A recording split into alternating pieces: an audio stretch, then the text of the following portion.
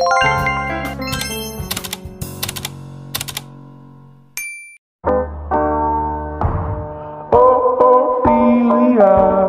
you've been on my mind, girl, like a drug. Ophelia, heaven help a fool who falls in love. Ophelia, you've been on my mind, girl, since the flood. Halo, aku Pythagoras Simon Dewaji, seorang mahasiswa teknik geologi semester 2. Menjadi mahasiswa teknik selalu menyibukkanku dengan tugas-tugas yang ada, tapi aku selalu menghadapinya dengan semangat. Di pagi hari ini yang cerah, aku harus bersiap untuk menghadapi praktikum. Hari ini aku akan menjadi praktikum petrologi.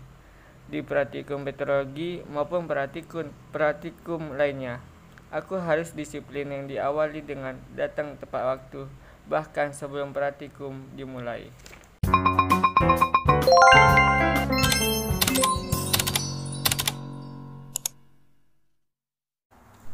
Aku Selvi Rosalena. Menjadi mahasiswa teknik geologi ialah sebuah tantangan bagi diriku. Belajar segala sesuatu tentang bumi bukan hal yang mudah, namun jika dijalani dengan ikhlas maka akan terasa menyenangkan. Petrologi ialah cabang ilmu kebumian yang mempelajari tentang bebatuan. Petrologi sangat berkaitan erat dengan geologi, karena pada dasarnya banyak sekali batuan yang tersingkap di permukaan bumi ini. Setidaknya ada kurang lebih 75% batuan sedimen dan sekitar 25% batuan metamorf dan batuan beku yang tersingkap di permukaan bumi.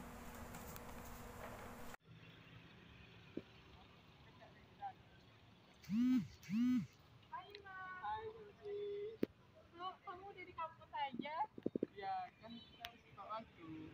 Kamu udah belajar apa aja untuk praktikum nanti? Tentang petrologi. Oh, petrologi itu yang bidang ilmu yang mempelajari tentang batuan kan ya? Yang mempelajari proses pembentukan batuan, yang terkandung di batuan tersebut. Iya, di geologi ini kaitannya dengan bumi sangat erat. Oh iya, petrologi itu kan bidang ilmu pengetahuan yang mempelajari tentang batuan, yang mana dimulai dari proses pembentukan batuan, mineral-mineral yang terkandung dalam batuan tersebut. Iya, di geologinya kan erat kaitannya dengan petrologi. Jadi geologi ini kan mempelajari tentang ilmu bumi. Nah, petro itu kan dari 75%-nya kan terdiri dari batuan. Nah, jadi erat dengan kaitannya dengan geologi. Iya, kita sebagai mahasiswa teknik geologi harus benar-benar memahami tentang petrologi, karena itu sebagai dasar untuk kita lebih memahami tentang bumi ini. Iya.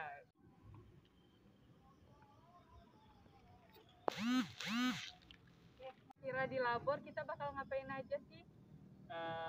Paling ntar nanti kita di dalam labor kita dijelaskan oleh asisten tentang batuan dan kita akan mendeskripsikannya itu. Oh iya, seru banget kalau pas deskripsiin batuan itu ya. Iya. Kita bisa lihat batuannya secara langsung. Kita dapat melihat struktur, dan warnanya. Mineral di dalam batuan tersebut. Kayak di Petro ini pas praktikum tuh kita lihat langsung bendanya gitu, kayak batuannya bisa dilihat langsung. Jadi kalau kayak gitu tuh kita bisa jadi lebih ngerti. Iya, seru. Belajar petrologi ini seru. Ini ayo kita ke lab, nanti kita telat. Ayo semangat yuk. Ayo. Gimana praktikum tadi, kamu ngerti nggak? Lumayan ngerti. Nanti kita bikin laporannya bareng ya, terus kita deskripsiin dulu batuannya. Boleh juga, nanti mau jam berapa kita bikin laporannya? Ntar aja pulang dari sini kita bikin laporan bareng, bikin tugas bareng, isi LKS-nya bareng, terus kita kerjain sama-sama aja. Boleh? Yaudah, ayo kita pulang. Ayo kita pulang, ketemu nanti lagi ya. Ya. Dadah. Dadah. A few moments later. Hai Selvi. Hai Mam, Lagi ngapain? ini lagi bikin laporan praktikum tadi. Oh, udah nyampe mana lo?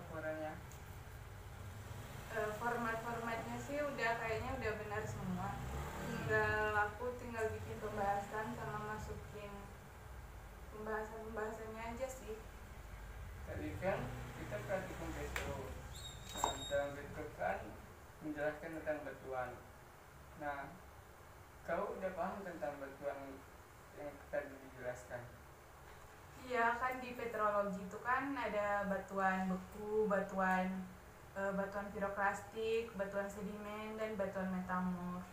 Sebenarnya sih aku udah agak paham sama batuan piroklastik yang kita praktikumkan tadi, tapi kayak pas deskripsi ini tuh kayak masih ada kurang-kurangnya gitu, kayak masih kurang tepat deskripsinya. Batuan piroklastik kan berasal dari letusan gunung api.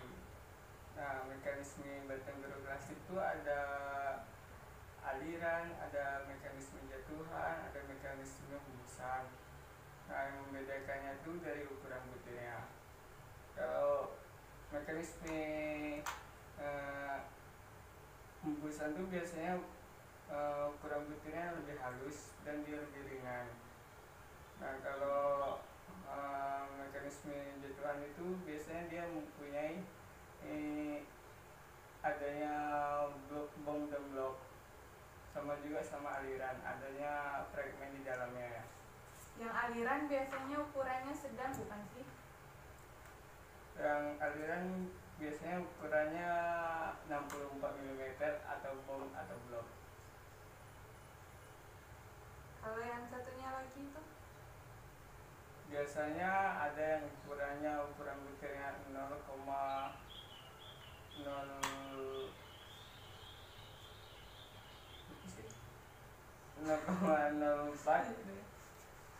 sama batu lapindo.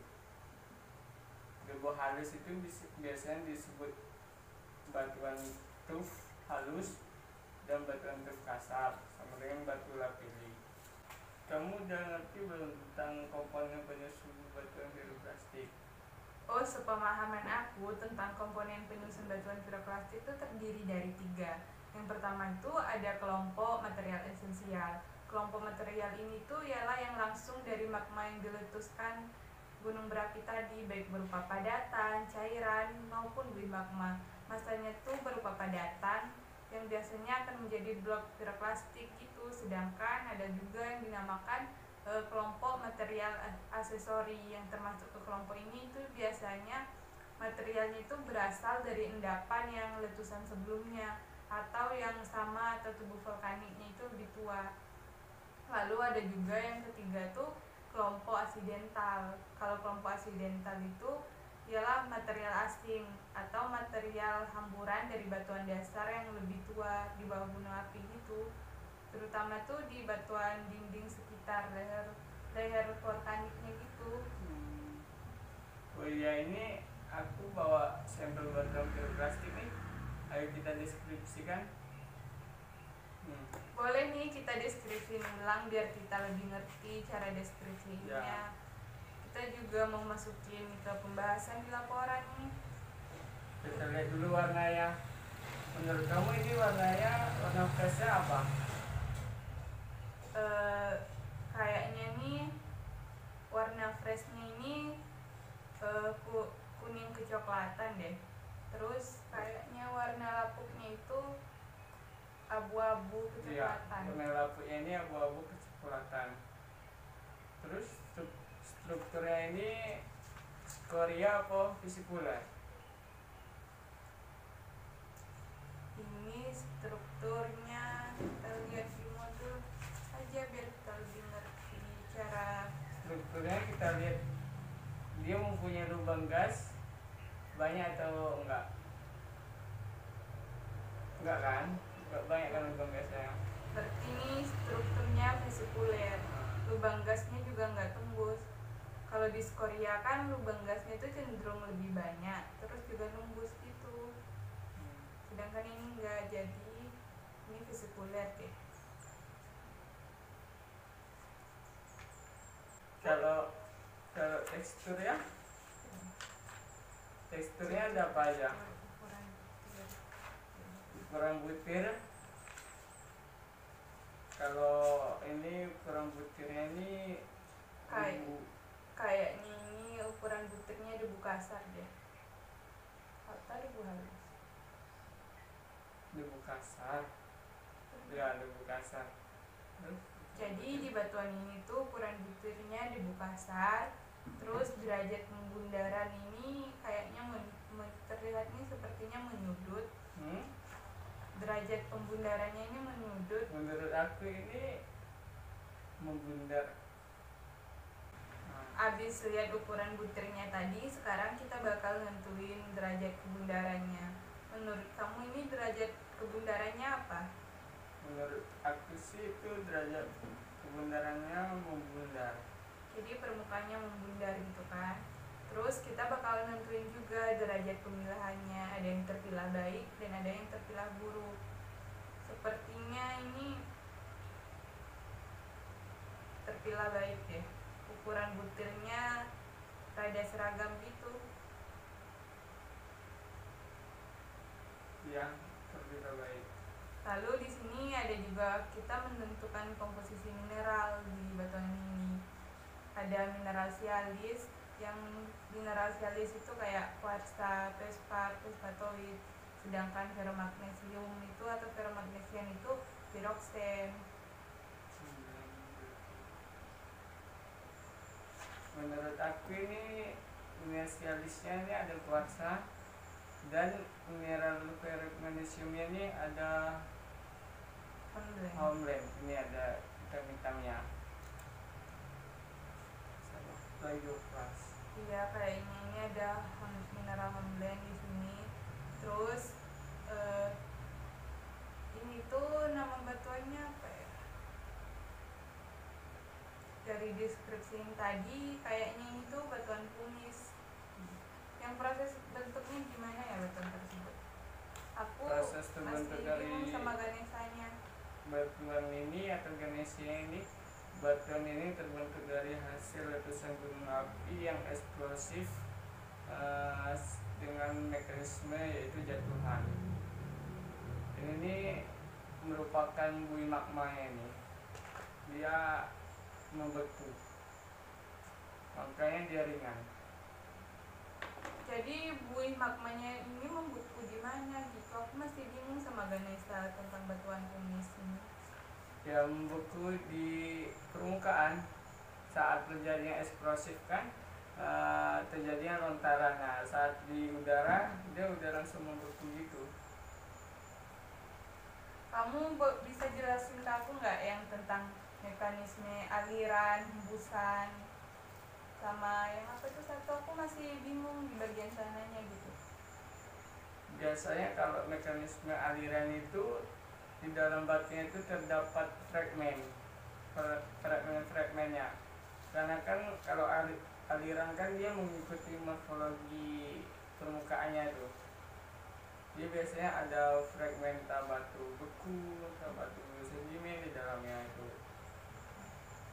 Kalau ini jatuhan nih, dia proses pendinginannya itu cepat, langsung lihat saat terjadi letusan, saat berada di atas langsung mendingin cepat gitu.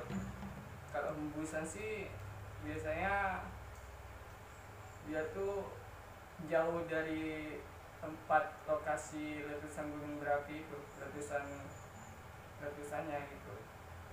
Bisa-bisa entah lebih lah dari ini lokasi ya gitu. Ya udahlah, kita kan udah deskripsiin batu ini. Mending kita sekarang masukin pembahasannya di laporan kita, biar cepat selesainya laporannya.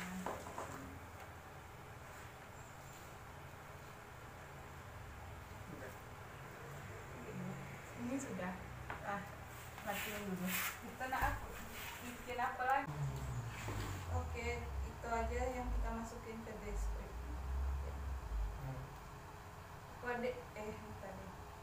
Oke deh, berdasarkan pengamatan dan deskripsi kita tadi, ini aja yang kita masukin ke dalam pembahasan dan LKS deskripsi kita. Gimana? Ya, itu aja yang kita masukkan untuk LKS deskripsi kita. Oke, makasih ya udah mau diskusi bareng tentang piroklastik ini. Soalnya aku tuh masih kurang ngerti, sekarang udah lumayan ngerti sama batuan piroklastik. Iya, santai aja. Kapan-kapan kita diskusi lagi bareng untuk pertemuan berikutnya. Boleh, kita kan satu kelompok, jadi kita harus kompak. sebaiknya sama-sama ngerti gitu. Ya udah, ayo kita pulang. Aku pamit dulu juga. Ya udah, aku pamit duluan ya. Ya udah, aku pamit duluan ya. Terusin isi laporannya nanti. Kayak deskripsinya biar aku aja yang ngisi. Ya udah, hati-hati ya. Ya, dadah. Alam ini dikenal ada 3 jenis batuan, yaitu batuan beku, batuan sedimen, dan batuan metamorf. Secara konsepnya, batuan beku ialah batuan hasil dari proses pembekuan magma, dan sedangkan batuan sedimen merupakan batuan hasil sedimentasi dari proses pelapukan batuan yang lebih tua yang melalui tahapan pelapukan, erosi, transportasi, sortasi, serta sedimentasi yang diakhiri dengan kompaksi. Selanjutnya, batuan metamorf. Batuan metamorf merupakan batuan hasil proses metamorfosis dari batuan yang lain. Batuan jenis yang lain ini dapat berupa batuan beku maupun batuan sedimen. Batuan metamorf juga dapat mengalami metamorfosis lanjut menjadi batuan metamorf yang lebih matang. Untuk uraian secara rinci bisa sebagai berikut. Yang pertama, batuan beku. Batuan beku merupakan hasil pembekuan magma. Magma ini merupakan senyawa silika cair yang bersifat pijar dan panas, serta terbentuknya itu secara alami di dalam perut bumi. Bila magma keluar dan berkontak dengan udara, maka akan berubah menjadi lava. Magma ini ada yang bersifat asam, intermediate, dan basa. Apabila magma membeku dan membentuk kristal dari berbagai mineral, mineral tersebut akan berkumpul dan akan membentuk batuan. Oleh sebab itu, maka dari berdasarkan sifat magma tadi, maka akan membentuk batuan beku asam, intermediate, dan juga batuan beku basa. Pembentukan kristal ini tergantung pada suhu dan tekanan. Oleh sebab itu, jika terjadi perubahan suhu dan tekanan di lingkungan magma, maka terjadi pula perubahan tekstur dan struktur pada batuan. Magma yang membeku secara tiba-tiba dan cepat maka akan dapat menghasilkan ukuran kristal yang kecil-kecil. Begitu pula sebaliknya. Lalu ada batuan piroklastik. Batuan piroklastik ini ialah batuan vulkanik yang bertekstur klastik yang dihasilkan oleh serangkaian proses yang berkaitan dengan letusan Gunung Merapi. Material penyusun tersebut terendapkan, terbatukan sebelum mengalami proses yang dinamakan dengan tertransportasi.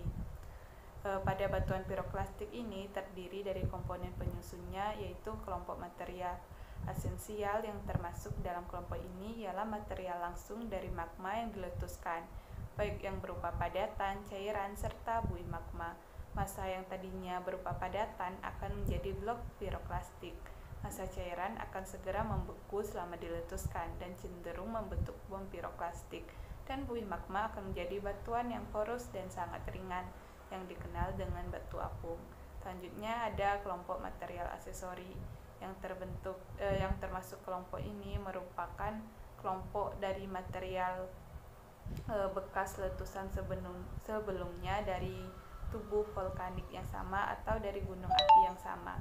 Selanjutnya ada kelompok aksidental. Aksidental itu dikenal juga dengan bahan asing. Lalu ke batuan sedimen. Batuan sedimen ini merupakan batuan yang paling banyak tersingkap di permukaan bumi, kurang lebih sekitar 75% dari luas permukaan bumi. Sedangkan batuan beku dan metamorf hanya tersingkap 25% dari luas permukaan bumi. Oleh karena itu, batuan sedimen ini mempunyai arti yang sangat penting karena sebagian besar aktivitas manusia terdapat di permukaan bumi. Batuan sedimen ini terbagi lagi menjadi batuan sedimen klastik dan batuan sedimen non-klastik, dan ada juga batuan sedimen karbonat klastik dan batuan sedimen karbonat non-klastik.